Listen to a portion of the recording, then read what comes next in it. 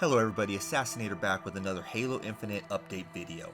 In this update, I'll be talking about the two patches that were dropped. One on May 24th, one on May 25th. So let's get started. The first patch on May 24th was dropped alongside the new Fracture event Entrenched. And what it included is quick play updates, such as attrition on Catalyst has been added to quick play. Attrition on Bazaar has been removed from the playlist. The reason for that is because reviving a player in the vents might push the player off the map, making them unkillable, and the match would end in a draw. Once 343 has a permanent solution on how to fix that, this map will return. Overall, this is a good thing. I mean, I don't like that a map has been removed because we don't have enough maps as it is, but I'd rather them do that than have a kind of a broken game. I mean, it's already broken in a lot of aspects, but at least it shows that they're working towards that. And I know this is something that probably rarely happens, but it's going to suck in those situations where it does. Then we have Bootcamp updates. Attrition on Bazaar has been removed from the playlist. It's for the same reason that it is removed from Quick Play. Rumble Pit update. Rocket Ogball has been removed.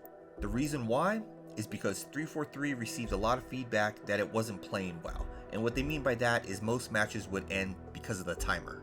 That's what I experienced, but it sucks because I did have a whole lot of fun in that mode. I mean, that was more of a casual mode, really casual, just blowing up people. Free-for-all Slayer will appear less often and on fewer maps.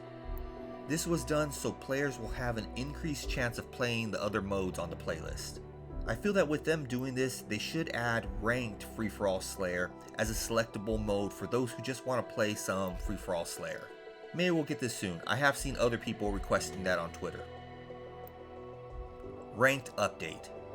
King of the Hill and the map Catalyst will appear more often.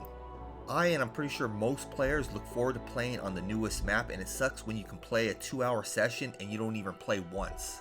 So that's it for the May 24th patch. Moving on to the May 25th patch.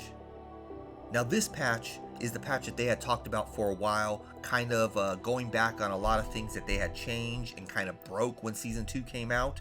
It finally dropped. And here's what we get. Weapon jamming is fixed.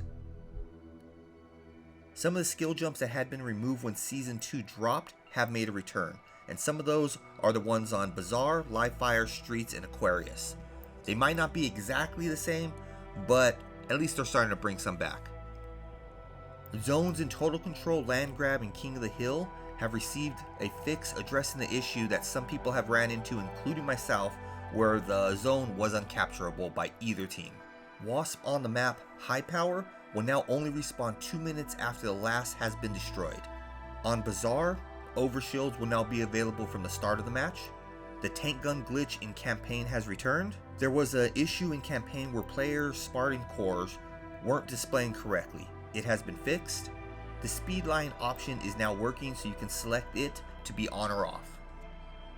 The Rakasha armor now appears correctly with body types option 1 and 2.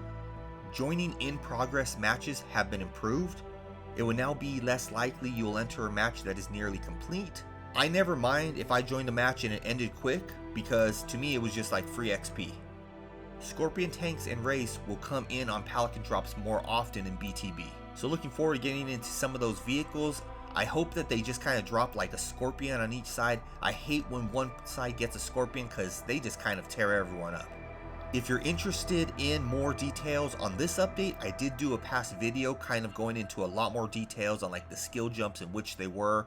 So I'll go ahead and leave a link to that in the description below. I just don't want to waste your time reviewing what I had already reviewed. Now all these fixes and tweaks are not part of the drop pod update that they had talked about. And when I say they, I mean 343. So 343 has stated that they're going to be doing drop pod updates, which can be dropped once they are ready, and we won't have to wait for mid-season update. Then we have these patches, which are smaller tweaks. I'm glad we don't have to wait for the drop pods to get these smaller patches, because it does show that 343 does see what the community says, and they know their game doesn't run perfect, but they are constantly working towards improving it. 343 does get a lot of hate, and a lot of it is valid points, but I love what 343 has created, even though it is not perfect. But I do look forward to seeing this game evolve over the coming months and years. I also look forward to seeing what's all contained in that first drop pod. It must be something bigger than just fixes, maybe it's additions. We'll see here in the near future. Keep it locked to this channel. I'll let you know what drops. Until next time, Assassinator out.